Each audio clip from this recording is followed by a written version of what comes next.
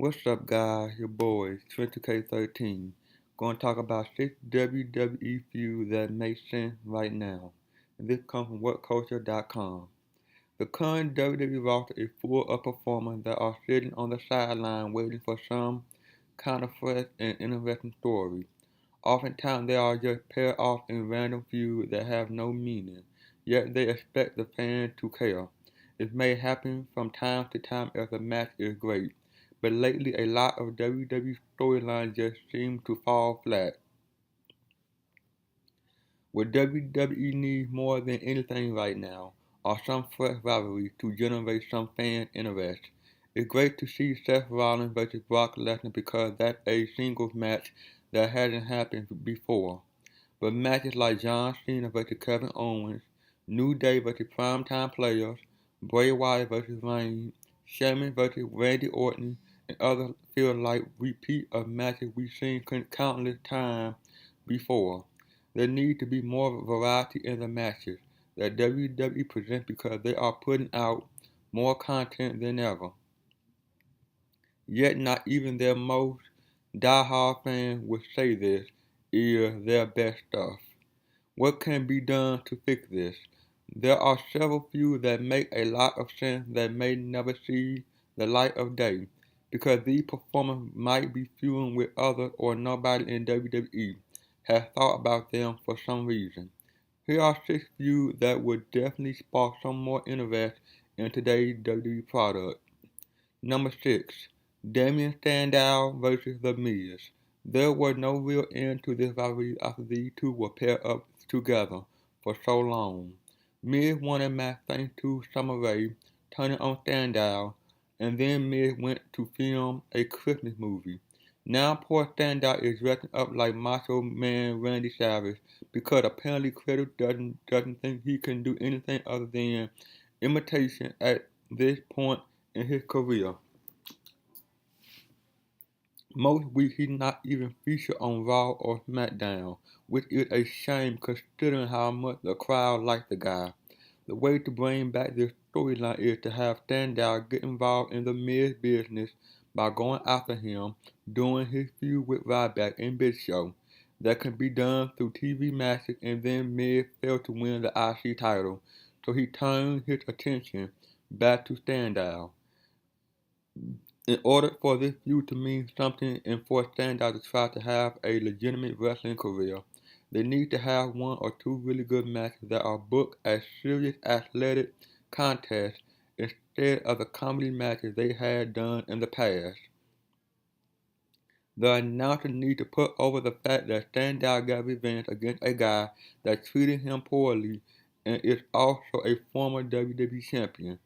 It's okay to do comedy stuff once in a while, but in order for Sandow to really get over with the crowd, he needs to be victorious in his rivalry with The Miz.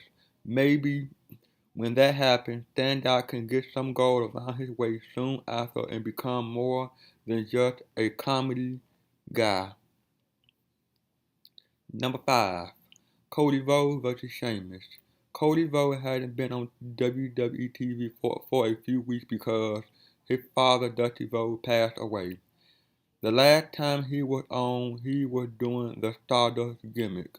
There's no guarantee that he'll keep doing that gimmick when he returns, and quite frankly, if he does return as Stardust, it would be a huge mistake. What WWE has to do with Cody is bring him back with a Rhodes name. Have him do a promo saying he'll forever be known as Cody Rhodes. He's going to honor his dad's legacy, and it will be very hard to boo the guy.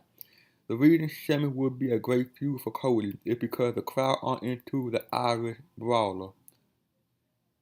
He heel that isn't going to get cheered for what he does. In order for Cody to really succeed as a face, he needs to be paired up with a guy like that to ensure that he is constantly cheered. A feud like this will help legitimize Cody going up against a former WWE World Champion like Sheamus. Even if Cody lost the feud, it would still be beneficial for him, although it would be smarter if Rhodes won their rivalry. It's certainly better than seeing Sheamus versus Randy Orton again. Number 4, Cesaro versus Samoa Joe. The backstory behind this feud would be that Cesaro is fighting for his injured partner Tyson Kidd, who underwent neck surgery this week. The reason he's having that neck surgery is because of a June 1st dark match against Samoa Joe. It happened when Joe hit a muscle buster and Kidd was in a lot of pain after. Apparently, it's just considered a freak accident rather than something where Joe is to blame. While Joe is currently booked as a babyface on the NXT brand, it wouldn't be a bad idea to use him as a heel on the main roster. There are so many faces on the main roster right now, so Joe could thrive in a heel role pretty quickly. Plus, Cesaro makes a lot of sense as a face in the scenario, since it was his partner that was hurt, and it's easy to sympathize with that. Fans also love Cesaro due to his incredible work in the ring, which makes it a no-brainer for him to be the good guy. All of this should only take place if there really is no heat on Joe for what happened to Kidd. If there's an issue there, then absolutely stay away from this angle. But if not, then it would make for a good story to put some reality into the feud. On top of all that, the matches would be awesome too. That's a major plus. Number 3, King Barrett vs. Chris Jericho. Jericho back in the WWE family as the host of Tough Enough every Tuesday, and he also working weekend live event as well. He said in the past he would come back to TV if there was some kind of meaningful angle for him. Perhaps a rivalry with somebody like Barrett would interest him. It's a shame that this feud hasn't happened yet, because there are many reasons to do it. The main is that 5 years ago, it was Jericho who was the NXT mentor of Barrett, who won the first season of NXT, and was also the leader of the Nexus. Jericho stayed heel most of the time after that, while Barrett was also a heel, so they didn't have a proper feud. Another important reason to do the feud is to actually give Barrett a significant rival that is a bigger star than a joke character like R-Truth.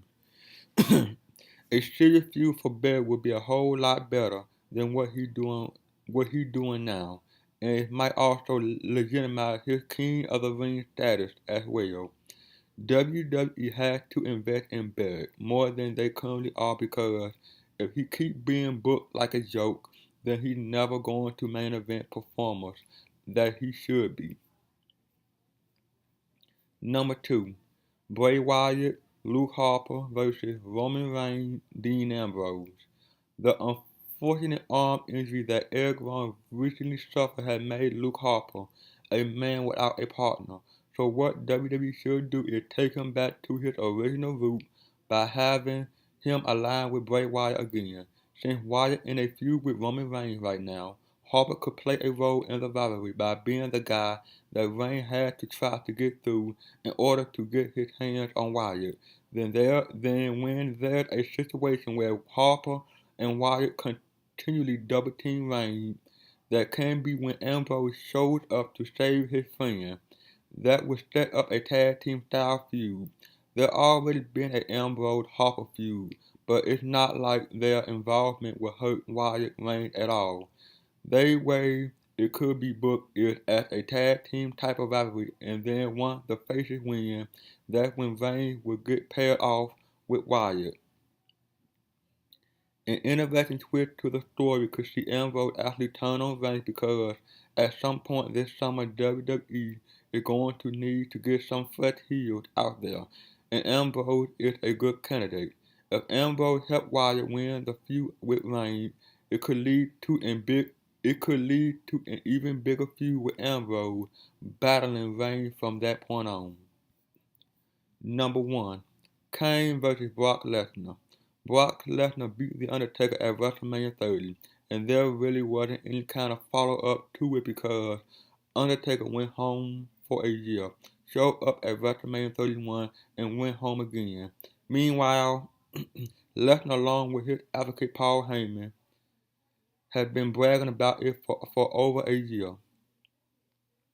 This past week on Raw, there was an interaction at the end of the night where Seth Rollins got some help from his on again, off again buddy Kane that led to Kane dropping Lesnar with a choke slam a couple of times as well as hitting him in the leg with a steel chair. Since Kane contributed to Lesnar's injury, it would make sense for Brock to want to get revenge on him at some point. Remember a few weeks ago when Ambrose got in Kane's face, referencing The Undertaker and Paul Bearer, which led to Kane getting really angry? Kane may be a heel, but at least you can say he loved his family and would protect them or their legacy in Bear's case. If Kane was to show up on Raw next week, talking about how Lesnar took something from his brother, The Undertaker, ending the streak, and that Kane is on a mission to prevent Lesnar from taking the WWE title from Rollins, it would make sense. That kind of thing adds credibility to the story that would make it seem like it would be difficult for Lesnar to overcome Rollins when he got Kane angry like this. A match like Lesnar vs. Kane doesn't have to be some pay-per-view main event caliber match. Just make it a TV match where Lesnar goes over in convincing fashion because Kane loses all the time anyway. So it's really not a big deal. It makes a lot of sense to do a Lesnar vs. Kane match prior to Lesnar vs. Rollins at Battleground. While Lesnar hasn't had While Lesnar hadn't had an actual match on Raw in over a decade, Raw ratings would probably go up a bit more if he was advertised in a match. Well, that it, guys. Like, comment, subscribe. See you guys on the next one. Peace.